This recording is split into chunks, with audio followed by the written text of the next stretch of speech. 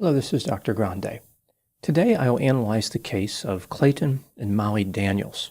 First I'll look at the background of this case, move to the timeline of the crime, then offer my analysis. Clayton Wayne Daniels, who went by the name Clay, was born in 1981 and lived in Leander, Texas. This is 26 miles north of Austin. He married a woman named Molly Daniels, who was a couple years younger than him. She already had a son named Caleb. Clay and Molly had a daughter together named Harley. She was named after Harley-Davidson motorcycles. Clay had an affinity for these motorcycles. Clay had worked as an automobile mechanic, but spent a lot of time unemployed. Molly worked as a receptionist at a home remodeling company. In 2004, there was a legal problem that Clay had to contend with from his past. Sometime around 1997, he had committed an assault of a sexual nature against his cousin. He was arrested several years later when the crime was finally reported. On June 8, 2004, Clay pleaded guilty and was sentenced to probation, but then he failed to check in with his probation officer. This resulted in a 30-day jail sentence for violation of probation. Clay was scheduled to begin his sentence on June 21, 2004. Now moving to the timeline of the crime. On June 18, 2004, 3 days before Clay was to report to jail, the police in Burnett County responded to a call about a vehicle fire. A motorist who was driving to work spotted a vehicle on fire off an embankment on a rural road about halfway between Leander and Marble Falls, Texas. When first responders arrived, they found a 1999 Chevrolet Cavalier on fire at the bottom of the embankment. After the fire was extinguished, they could see a severely burned human body in the driver's seat. There wasn't much left due to the intensity of the fire. The vehicle was registered to a woman named Kathleen. She had loaned her vehicle to Clay's wife, Molly Daniels. This led the police to believe that the body they found belonged to Clay. There were a few other reasons to believe this as well. For example, Molly was alive and Clay was missing. The scene of the fire was along a route that Clay was supposed to take to get to his mother's house in Marble Falls, Texas, and several items belonging to Clay were found in the vehicle, including a silver necklace, a shoe, and a Harley-Davidson pin. The case may have initially seemed clear-cut. A man who was driving at night fell asleep, may have been drinking, or perhaps swerved to miss something. Whatever the reason, he drove off the road, down the embankment, and his vehicle burst into flames. There were, however, a number of suspicious circumstances which undermine this theory. For example, it appeared as though the Chevrolet Cavalier left the roadway when it was moving very slowly, almost like the car was pushed off the road as opposed to being driven off the road. It did not make sense that the vehicle caught fire. The fire started in the passenger compartment, but there was no obvious ignition source. The fire burned intensely, but there was no fuel source. The fuel tank was intact. 4 days after the fire, lighter fluid was found on the driver's side of the vehicle. It seemed clear to the police they were dealing with arson. Looking into Clay's life, investigators found one more major reason to be suspicious. The mysterious fire occurred just 3 days before Clay was going to start his 30-day jail sentence. The police spoke to Clay's wife, Molly Daniels. She implied that Clay may have brought an end to his own life due to his recent criminal conviction. Like he simply did not want to live life as a criminal. It negatively affected too many aspects of his existence. Molly became upset with the police for continuing to investigate, which the police thought was an odd reaction given the circumstances, and she was highly interested in collecting Clay's $110,000 life insurance policy. She was waiting for a DNA test to confirm Clay's identity. As it turns out, she wasn't the only one who was waiting. The police were anxious to see the results of that test as well. As everybody was eagerly waiting, the police were informed about some unusual circumstances surrounding Molly. Her sister reported a strange incident at Molly's residence. The sister went to the bathroom, which apparently contained a closet. In the closet, she saw a man sleeping. Alarmed, the sister approached Molly and informed her about the discovery. Both Molly and the sister went to the closet to take a look, but there was no man there. There was also another incident involving a man in Molly's life.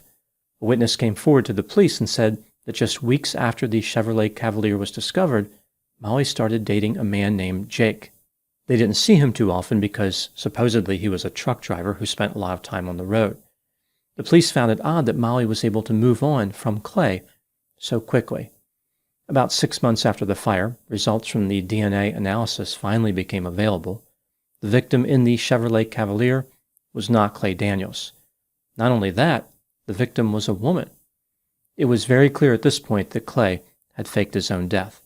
The police thought that Molly's new boyfriend, Jake, may have actually been Clay, like Clay just tried to resume his life using a new identity.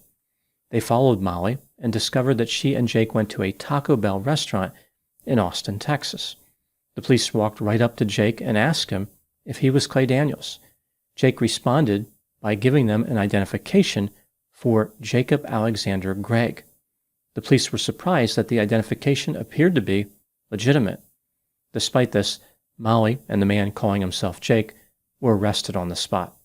The police determined that Jake was in fact Clay. His disguise wasn't exactly sophisticated. The only thing he did to change his appearance was dye his hair black. Clay admitted his true identity and confessed to faking his death to collect insurance, but he would not reveal whose body he had put in the Chevrolet Cavalier. Molly wasn't very helpful either. She claimed that she didn't know anything about the fire. About a month after the incident, Clay showed up out of the blue. She didn't ask any questions, rather just accepted his resurrection and resumed their romance. The police examined a computer that Molly used at her job and found suspicious search activity. For example, how to deceive arson investigators, how to burn a body beyond recognition, unidentifiable bodies, creating a false identity, gasoline fire, cremation, 1,500 degrees Fahrenheit, what produces the hottest fires, and plastic surgeons in Mexico. When confronted with the search history, Molly changed her story and admitted involvement in the crime. Here's what she told the police. While she stayed at home, Clay visited a cemetery which was for indigent individuals. He dug up the grave of an 81-year-old woman named Charlotte Davis, who had died in 2003. Charlotte had an intellectual disability and spent her life in group homes. No visitors stopped by the cemetery for Charlotte.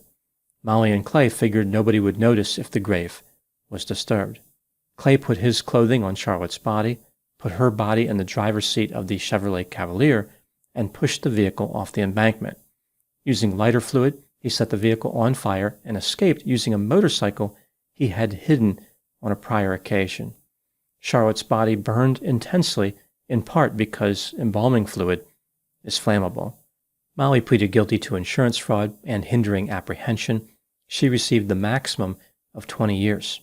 Molly did not do herself any favors as far as appearing remorseful.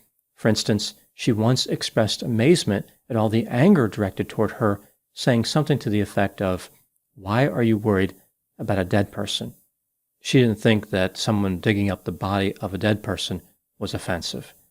Molly served 12 years of her 20-year sentence and was released in 2016. Clay faced sentencing for 2 different incidents. He received 20 years for probation violation due to the crime he committed against his cousin. In the faking his death incident, Clay pleaded guilty to insurance fraud, arson, and desecration of a cemetery. He received an additional 10 years in prison. His projected release date is May 2, 2033. The enchanting and magical love story between Molly and Clay ended in 2010 with their divorce. Now moving to my analysis. Here are my thoughts on a few areas that stood out to me in this case. Item number 1. Molly Daniels admitted that she was the mastermind behind this brilliant plan. The idea of Clay faking his own death came to her after watching a TV show. The motive was based on Clay being convicted of that offense against his cousin. Both Molly and Clay felt that his conviction was an undue burden. It interfered with many aspects of his life. For example, he would not have been allowed to pick his children up from school when they were old enough to attend school. Molly felt as though her husband had been manipulated by the criminal justice system into pleading guilty. He should have never been convicted. Even if he did not have this conviction, Clay still had a terrible reputation, but Molly didn't care. She was madly in love with him. This brings me to item number 2. Clay was not a well-liked individual. Negative terms were frequently used to describe him, including the term loser. He appeared to have some anger management problems and started trouble with people for no good reason. Usually, when a person dies, their critics take the day off, so to speak. They refrain from saying anything negative about the person for a while. That traditional grace period was not honored in the case of Clay Daniels. For instance, at his funeral, a friend of his referred to him as a blank hole. Item number 3, the plan that Molly and Clay put together was as ridiculous as it was heinous. They didn't count on DNA testing, even though it was widely used by 2004, and they didn't even select a man's body to use in the fraud. Maybe they believed the intensity of the fire would eliminate any chance of identification, so the sex of the individual did not matter. The first part of their escape plan was to travel to Florida. They almost made it there. They had plans to leave just 2 weeks after they were arrested. Ultimately, they intended to go to Mexico, where Clay was going to have plastic surgery and dental work. This would ensure no one would ever figure out his true identity. Molly planned on getting tattoos in Mexico, although it's not clear how that was supposed to help her escape justice. It sounds like what happened in this case is that the young couple became impatient. Clay thought he could just dye his hair, transform into Jake, and slide right back into his life, as if no one would notice the striking similarity. Even after Molly's sister saw him sleeping in the closet, Clay kept hanging around Molly. As a side note, Clay was able to hide when Molly's sister returned with Molly to investigate because Molly talked loud enough to wake him up. So the sister went to talk to Molly. Molly spoke loudly. This woke Clay up. He hid somewhere else and therefore was not detected upon the return of the women. Item number 4. One of the most bizarre elements of this case is how insensitive and brazen Molly and Clay were with the insertion of the Jake character. As I mentioned, Molly had a son named Caleb from another relationship, and Molly and Clay had a daughter together named Harley. Now, Harley was only a year old at the time of the incident, so she would not have possessed an understanding of what was going on. But Caleb was 4 years old. He would have certainly realized that Jake looked a lot like his father, Clay. Molly and Clay tried to convince Caleb that Jake was not Clay. Not only was this deception scheme against a 4-year-old particularly heinous, the couple planned on keeping this up forever. They had supreme confidence in their ability to deceive people. The couple believed they had superior powers of empathy, meaning they thought they understood how other people felt. In reality, they did not. In addition to having a lack of empathy, Molly and Clay were self-centered, arrogant, impulsive, irresponsible, and manipulative. Now moving to my final thoughts. The criminals in this story were very young, so it's not surprising they had elevated levels of impulsivity. One thing I've noticed in my career, however, is that when young people are in love, they tend to amplify their already high levels of impulsivity. So it's not just being young, it's being young and romantically involved. All kinds of strange ideas seem normal between young people in love. Being in love is like being on drugs. Two young lovers can talk each other into just about anything. In the case of Molly and Clay, they convinced each other that Clay could change his name to Jake, dye his hair, and escape all responsibility. He could just get a new life that easily. All that criminal stuff, well, they didn't have to worry about that anymore. Just imagining these two talking to each other and agreeing this was a good plan offers insight into the frightening nature of young love. If they had bothered to share their ideas with others, they would have received the side-eye. Based on one mugshot, Clay might have been thinking about his own side-eye meme. Maybe something like, when you fake your own death, but forget that other people have brains. Those are my thoughts in the case of Clayton and Molly Daniels. Thank you so much for watching. I'll talk to you soon. Just a reminder that I have a Patreon account which features about 300 pre-release videos. Usually when I put up a pre-release video on Patreon, it stays there for quite a while, typically a few months, if not even a year. So it's not like I make these videos and put them on Patreon and then a couple days later I make them public.